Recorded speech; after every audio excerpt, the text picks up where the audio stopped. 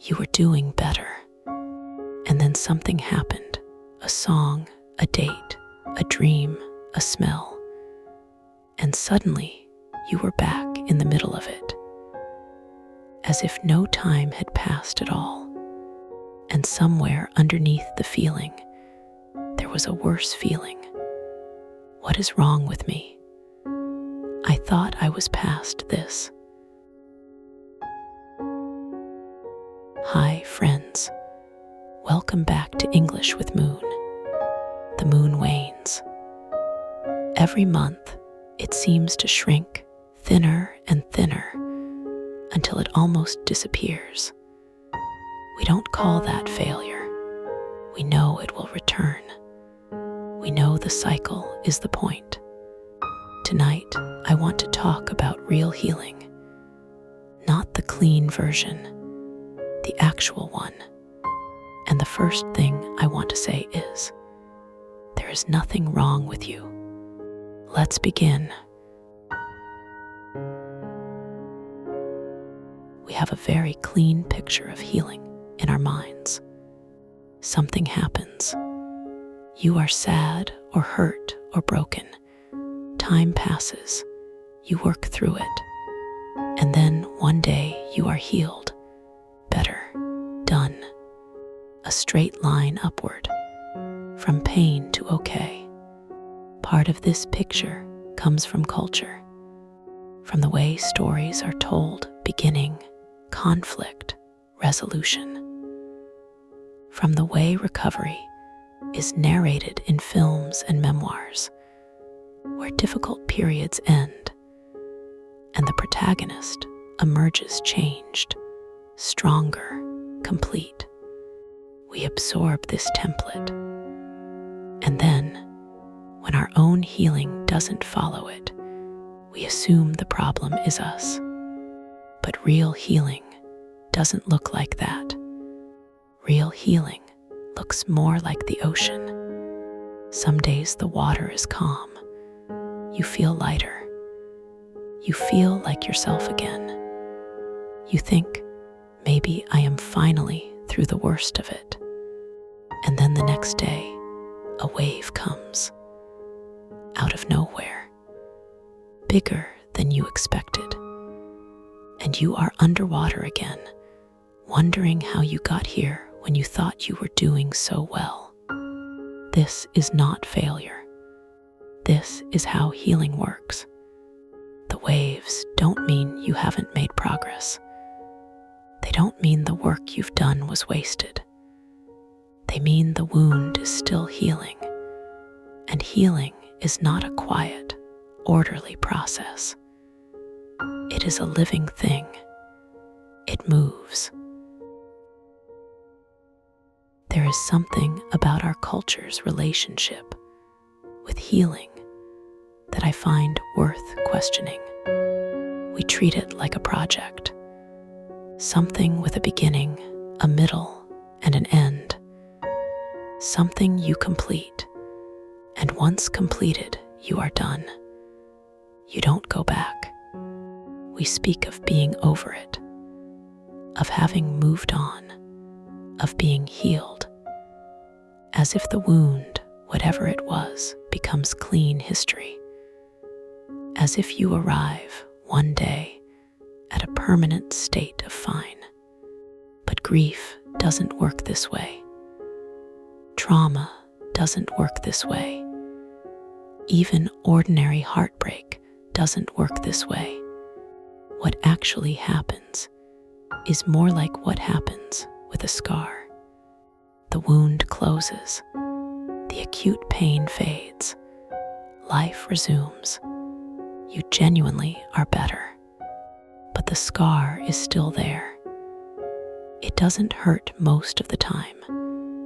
But if you press it, or if something presses it unexpectedly, you feel it.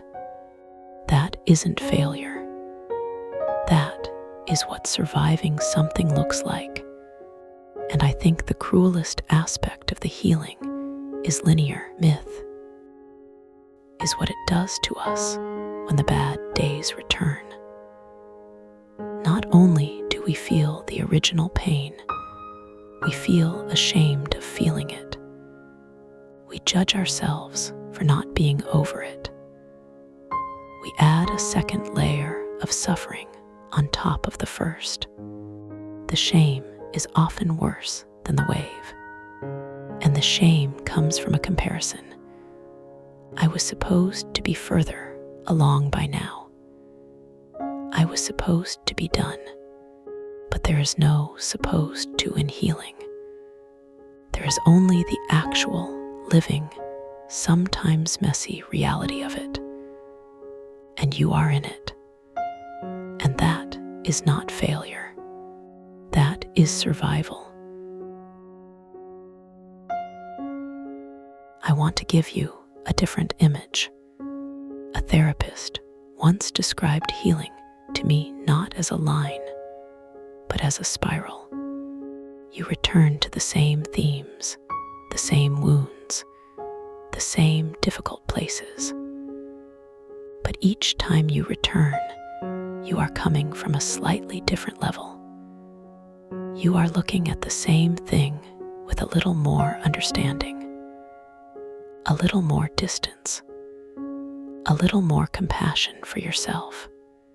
It looks like going backward, but you are not going backward. You are going deeper. The second time you confront something painful, you bring everything you learned the first time, even if you can't feel it in the moment. Even if, in the middle of the wave, it doesn't feel like learning, it is there.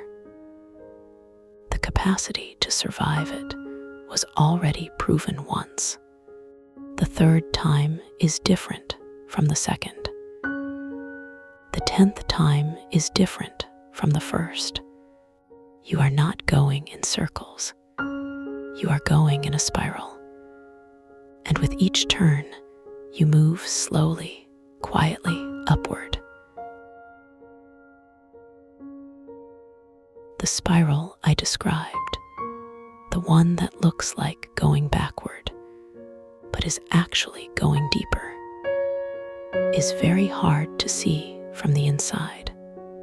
When you are in a bad moment, after a period of better moments, you don't think, I am in a spiral and I am moving upward. You think, I have failed. I am back at the beginning. All the work I did was for nothing. That thought is not accurate, but it is very convincing. This is one of the cruelest aspects of nonlinear healing. The moments when you feel worst are also the moments when you are least able to see the progress you have actually made. The bad days have a way of making the good days feel unreal, as if the better version of you was the performance, and this hard moment is the truth. It isn't. Both are true. The good days and the hard days are both real. So let me offer you something for those moments. When the wave comes, when a bad day or a trigger or a hard feeling returns, don't ask, am I healed? Ask instead, how quickly am I coming back? The first time you moved through a hard feeling, it might have taken weeks or months. Now it might take days or hours or one hard afternoon. That is progress. That is the spiral moving upward, even when it doesn't feel like it. The question is not whether the hard feelings return. It is how you move through them. I want to tell you about a man named Jin. Jin spent 2 years recovering from a loss that changed everything. A relationship that had been the center of his life for 7 years. In the first months, he felt terrible. That was expected, he thought. He was patient with himself because the loss was recent. The wounds were fresh. Everyone around him understood. By 6 months, he felt genuinely better. He was going out again, laughing, making plans, saying yes to invitations he would have refused at month 2. He thought, okay, I'm through the worst. He got a haircut. He started cooking again. He made a new friend at work who didn't know anything about the relationship, and that felt like a gift. Someone who met him as he was now, not as he had been. 3 months of this, and then at month 9, he heard a song. He was in a coffee shop on an ordinary Wednesday. The song played from the speakers. A song he and his former partner used to listen to together in the apartment on quiet mornings. And he was back in the grief, as if no time had passed at all. He went home and cried for hours. And then he felt ashamed. I thought I was done with this, he told his friend. What is wrong with me? I'm supposed to be better. His friend was quiet for a moment, and then she said, You are better. You were better for 3 months. And then you had a hard day. Those aren't the same thing. Jin sat with that for a long time. He told me later. That was the moment I stopped measuring healing by whether I ever felt sad again, and started measuring it by how quickly I could come back. Healing asks something of us that modern life is not very good at teaching. It asks us to be patient, not passive, not resigned, but genuinely deeply patient. Patient with ourselves on the bad days. Patient with the process when it takes longer than we think it should. Patient with the parts of us that still hurt, even when we thought we were past hurting. It also asks us to be honest, not to perform healing, not to post the recovery journey before the recovery has happened, not to tell people we are fine when we are not, whether to protect them from worry or to protect ourselves from having to explain something we don't yet understand. There is a particular pressure in our culture to show improvement, to demonstrate progress, to be the person who is getting better visibly in ways that are reassuring to the people around us. But performing healing is exhausting, and it delays the actual kind. The only way to heal what is true is to start from where we actually are.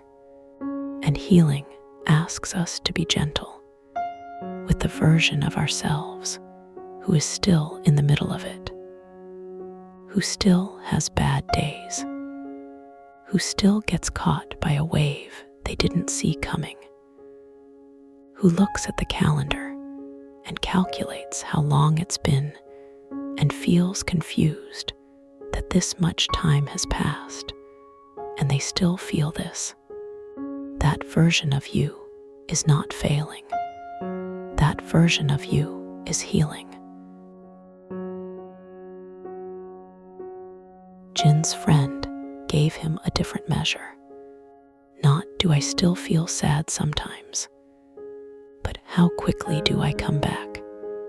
I want to offer you a few more, because I think the standard measure, am I over it, almost always makes us feel like we are failing when we are not. Here is one.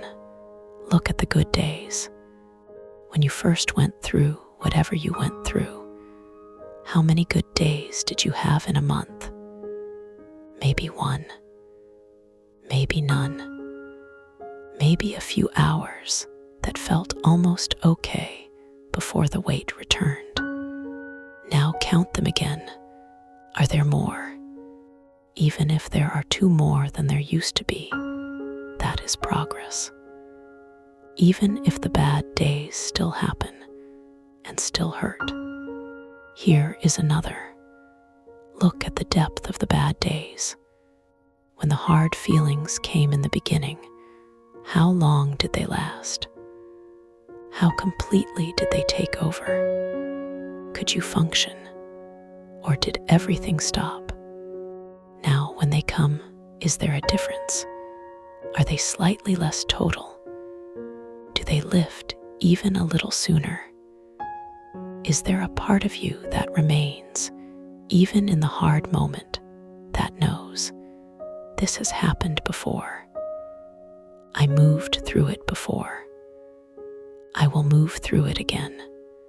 That awareness, the part that stays when the wave comes, that is a measure of healing. It is the part that has already learned something the earlier version of you didn't know. And here is a third. Look at what you have built in the meantime. During the healing, in the imperfect middle of it, when you weren't sure you were getting better, have you made anything? Learned anything? Reconnected with something you love? Found a new small joy that wasn't there before? Those things didn't happen to a broken person. Those things happened to someone who was healing. If today is a hard day, if a wave came after a period of calm, I want to say something to you. So much of the pain of nonlinear healing is not just the difficult feeling itself. It is the shame that follows. The voice that says, I should be past this. I am weak for feeling this again. Something must be wrong with me that after all this time, after all the work I've done, I am still back here. That shame is a second layer of suffering, piled on top of the first. And it is, in many ways, worse, because the original feeling has a natural arc. It moves. It softens with time. But the shame can keep reactivating itself, arriving fresh with each new hard day. The people who are furthest along in their healing are not the ones who never have bad days. They are the ones who have stopped being ashamed of the bad days, who have learned over time to say, today is hard. I am human. I will rest. I will be gentle with myself, and I will see what tomorrow brings. No drama, no punishment, no lengthy accounting of how far this has set them back. Just today is hard, and I am still here. When you take away the shame, the hard day becomes one thing instead of two. Pain instead of pain plus self-attack. And one thing is survivable in a way that two things, stacked, are sometimes not. You are not back at the beginning. You are never back at the beginning. Every day you have moved through this. Every morning you got up when you didn't want to. Every moment you kept going when stopping felt like relief. That is all still with you. In the spiral, you carried it here. The wave crashes. You come up for air. You are still going. And that is all healing has ever asked. Give yourself time. Give yourself the gentleness you would give to someone you love on a hard day. Thank you for being here with me tonight. This is English with Moon, a slow, gentle place to practice your English and take care of your heart. If you are in the middle of something right now, you don't have to say what it is. But if you want to, the comments are a safe place. I read everything. If you know someone who's in the middle of their own spiral right now, send this one to them. And if you're comfortable, I'd love to know, what does your healing spiral look like tonight? Tell me in the comments. I read everyone. Come back on Sunday for our next episode. And until then, the spiral is moving, even when it feels like a circle. Trust that. Good night, friends.